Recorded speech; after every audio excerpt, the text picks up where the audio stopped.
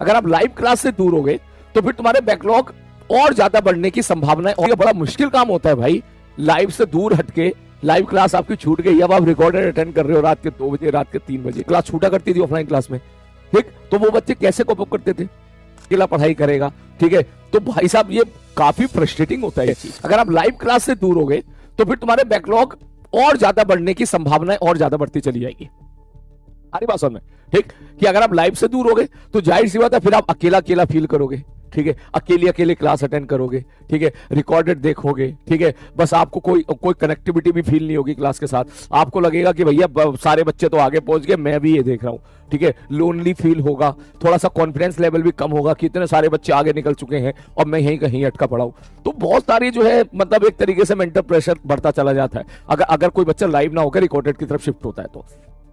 हमारी बात समझ में, ठीक है। तुम में से भी काफी सारे बच्चे ऐसे होंगे जो पहले रिकॉर्डेड में फंस गए होंगे और जल्दी जल्दी बैकलॉग खत्म करके फिर लाइव आए हैं, ठीक है। तो उनके लिए ये कंप्लीट करना बहुत बड़ा चैलेंज होता है, ठीक है। बड़ा मुश्किल काम होता है भाई, लाइव से दूर हटके। लाइव क्लास आपकी छूट गई, अब आप रिकॉर्डेड अटेंड कर रहे हो रात के 2 बजे, रात के 3 बजे, ठीक है। अकेले अकेले मन भी नहीं कर रहा है करने का। जब कभी कभी आगे बढ़ा दिया, फिर कभी कभी नोट्स देख लिए, ठीक है, क्या ठीक है यार आगे निकल जाते हैं। तो बड़ा मुश्किल काम होता है, ये आसान काम नहीं है। तो मैं आपसे यही बात बोलूंगा बेटा, कभी अगर आपको ऐसा लग रहा है कि कोई क्लास आपकी छूट गई है तो तुरंत वन शॉट से वो आर्टिकल खत्म कर लो।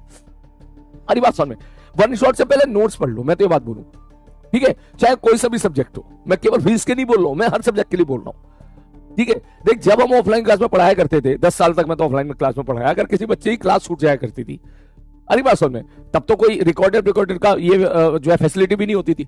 और खूब होता था ऐसे बच्चों की क्लास छूटा करती थी ऑफलाइन क्लास में, ठीक। तो वो बच्चे कैसे कोप अप करते थे?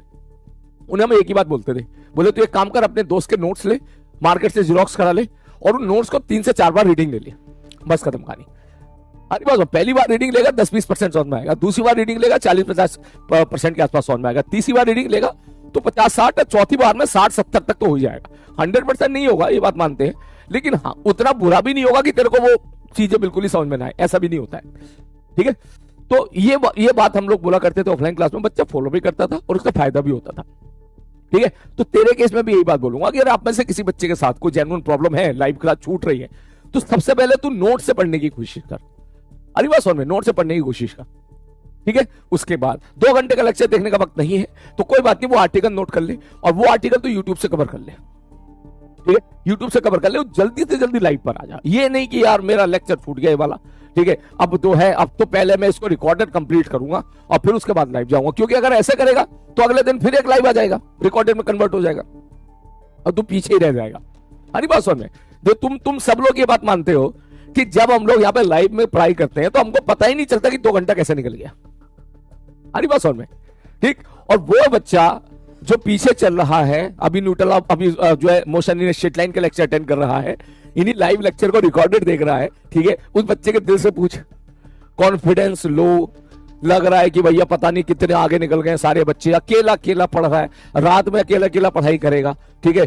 तो भाई साहब ये काफी फ्रस्ट्रेटिंग होता है ये चीज। अरे बात समझ में, ठीक है। तो इन चीजों का ध्यान रखना। चलो स्टार्ट करें फिर।